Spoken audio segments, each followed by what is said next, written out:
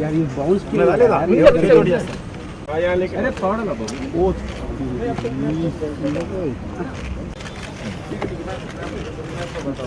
अच्छा phone cell phone भैया भैया सेल फोन भैया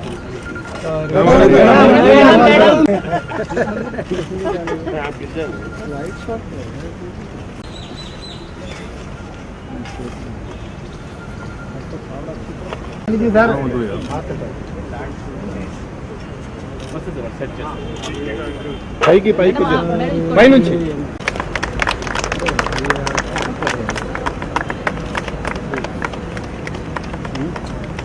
ఈరోజు మానవులుగా మనము అత్యంత దురాశకు వెళ్ళి సహజ వనరులను మన అవసరానికి మించి మనం వాడుకుంటున్నాము. భవిష్యత్తు అవసరాలను దృష్టిలో పెట్టుకోవడం లేదు.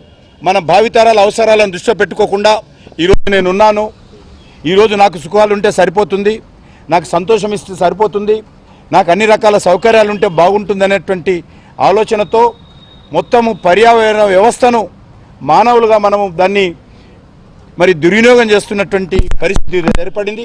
దాని కారణంగా ఈరోజు తెలంగాణలో చూస్తున్నాం. మనం తెలంగాణలో కానీ ఆంధ్రలో కానీ భూగర్భ జలాలు పూర్తిగా అడుగంటిపోయాయి. బావులు అనేటువంటివి లేనటువంటి పరిస్థితి ఉన్నది.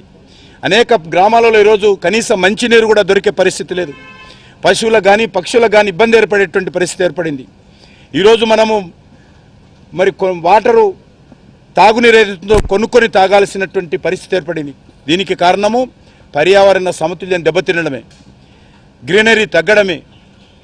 అంతేకాకుండా ఈరోజు మనము ప్యారిస్లో భారతదేశం కూడా మరి ప్యారిస్లో జరిగినటువంటి ప్రపంచ అధినేతల సదస్సులో ఈ యొక్క క్లైమేట్ కంట్రోల్ విషయంలో మనం కూడా భాగస్వాములు అవుతామని అందులో మనం భాగస్వాములు అయ్యాము. ప్రధానమంత్రి గారు సంతకం చేశారు. రానున్న రోజుల్లో ఈ 5 సంవత్సరాల్లో కఠినంగా కేంద్ర ప్రభుత్వము పర్యావరణ పరిరక్షణ కోసం, మన భావితరాల పరిరక్షణ కోసం, మన ఆరోగ్యం కోసం ఈరోజు కఠినమైనటువంటి చట్టాలు తీసుకురావడంలో వెనకాడబోవడమని కూడా ఈ సందర్భంగా ప్రజలకు హామీ ఇస్తా ఉన్నాము.